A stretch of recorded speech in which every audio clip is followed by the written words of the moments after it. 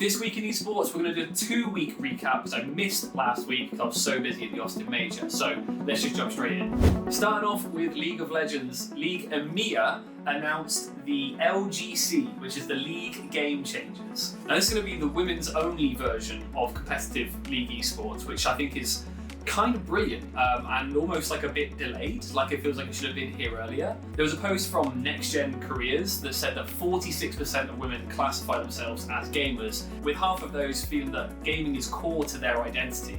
So really, this feels like a long time coming. Personally, I feel like this is a massive step. Like, we're moving in the right direction across esports with the Valve ranking, as much as everyone kind of hates on it. The fact that we had like Imperial FE competing at Blast, I think things are going the right way. I think there's probably a lot of women who feel like there's no place for them at the minute, because if you look at the top, you only see male representation. So the fact that now or League is pushing that there's going to be a space for women to compete, I think is excellent. So I'm quite excited to see what comes out of that. We're also in the midst of MSI right now. EU still holding on. We've got Mad Lions going up against BLG, and we also have G2 going up against FlyQuest after their loss to Gen G.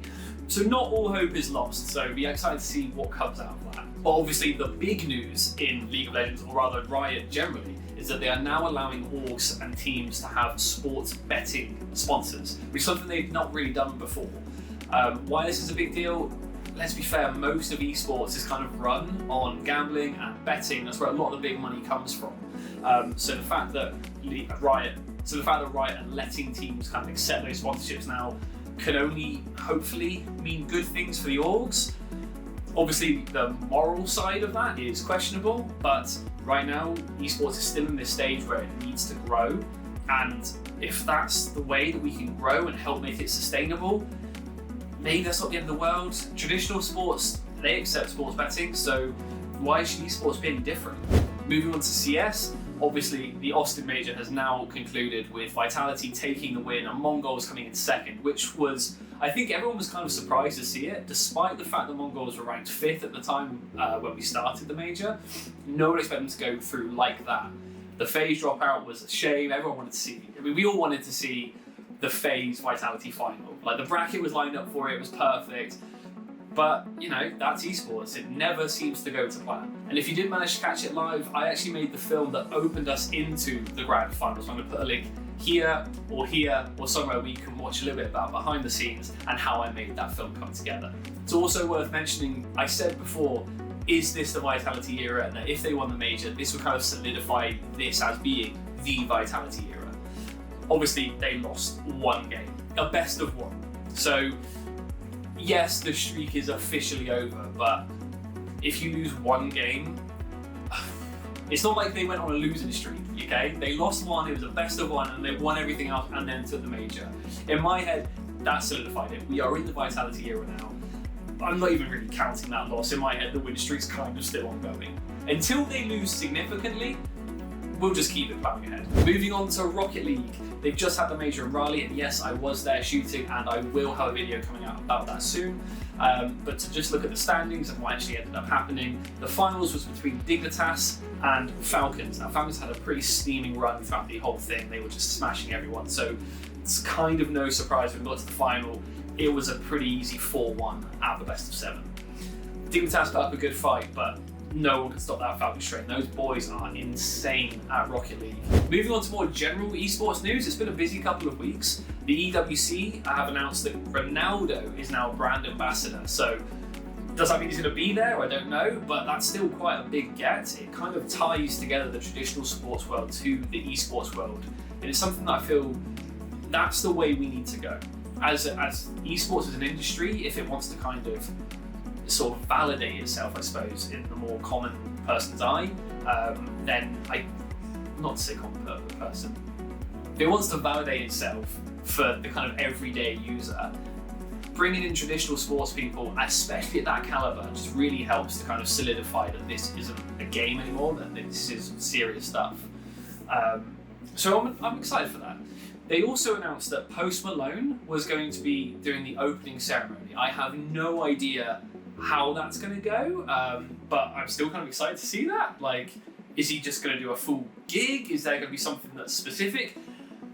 Given the fact that EWC have also just released 2 original tracks, did they get Post Malone to do a track?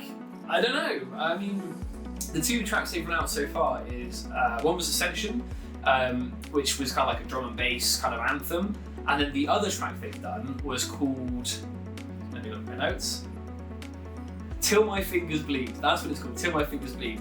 And it's not bad. Well, they're both good.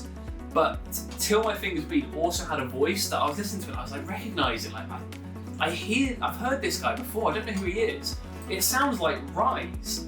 And then I checked it out and yeah, it was The Word Alive.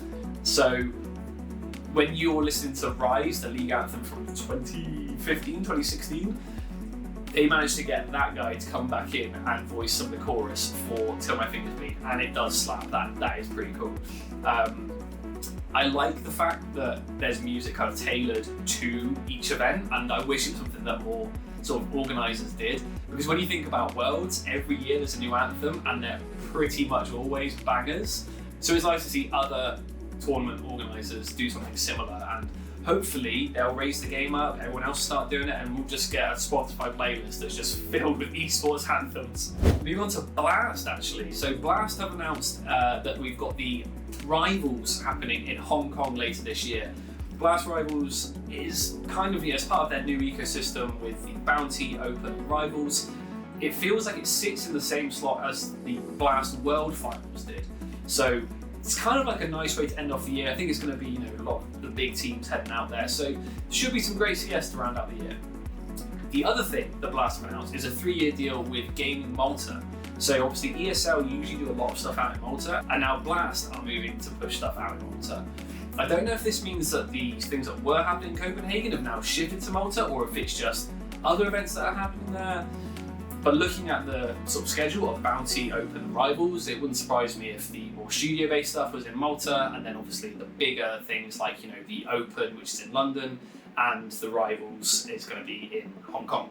So maybe studio is Malta, big live events around the world. We also have, and this one, I wouldn't usually mention sponsorship so much, but Team Liquid have just signed Blacklight as a chair sponsor. Now Blacklight kind of feel like they've appeared out of nowhere in the last 2 or 3 years. Obviously everyone has Secret Lab chairs. I mean, I'm the same, they're awesome. But this new brand of chair kind of trying to push its way into the world in esports, and obviously Blast is covered in Blacklight now, and the fact they're pushing to teams, it's kind of interesting. I've sat on them, they're nice chairs. I don't know if it's something that there's going to be a general competition between Secret Lab and Blacklight. I think really what it comes down to is cost. If Blacklight is cheaper than Secret Lab, but they're basically the same, then people probably go towards Blacklight. But Secret Lab have got such a firm grasp on the esports industry. It's just it's an interesting new development. I'm kind of curious to see how that plays out. Are we going to actually have some diversity in that scene? Who knows? But I saw it, I thought it was interesting. And the last thing I want to talk about this week, which is really cool. So, I'm going to get the name right. It was the HMS Prince of Wales, right? A Royal Navy ship. I don't mean like, one of the ones that's docked in London. I mean like an actual moving Royal Navy ship. Now has an esports suite that's kitted out with like 12 Alienware PCs with like 40 80s. So it's not messing around. It's a proper gaming setup. And looking at the pictures, it looks like they've split it up so you can have a 5v5 team. And I saw the post on LinkedIn and I said, what sort of sports or what sort of esports are you guys engaging in? And one of the guys said they're playing COD, they're playing Rocket League, they're playing F1, and they're playing League of Legends, which I think's pretty badass, to be honest. The fact that there's kind of this acceptance in there, and I think the guy who actually replied to me was like, he was the lead for like the military esports thing, and they were saying how it's all about kind of communication and kind of developing those skills, which, yeah, that's kind of awesome. And I guess as well, if you're out on a ship traveling around the world, having a bit of time to jump on Summoner's Rift or run a few laps on F1, that's probably kind of some nice downtime. The fact that the Ministry of Defence now has its own esports system in there and games that they're pushing, they said that there's more games on the way, wherever they may be. Feels like Counter-Strike should be in there. But it's just kind of intriguing, I guess. I suppose when you play esports, communication is such an important part of it. Or is it just that some guys were like, man, I miss being at home so I can play. They found a way to integrate, like, yeah, it's good communication for us. Yeah, no, we need this.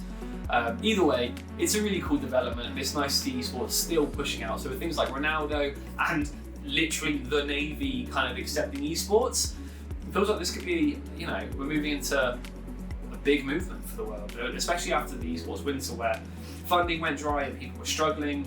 You've now got Riot who are saying, hey, better sponsorships, yeah, we'll support that. You've got the Navy saying, yeah, we like the esports too. And now you've even got like chair rivals. Like, the scene is growing and it feels like it. Like right now it feels like we're out of the esports winter and into this kind of spring now. I'm not sure what the next year or two is going to hold, but if the last couple of weeks are anything to go by, it's pretty exciting. Anyway, that is all I have for you this week. As you can see, I am back home. I flew from Austin to Raleigh. I've had 2 days at home, and tomorrow morning I fly out to Riyadh for the Esports World Cup, where I'm going to be for the duration. So make sure you're subscribed, and I'll catch you next time.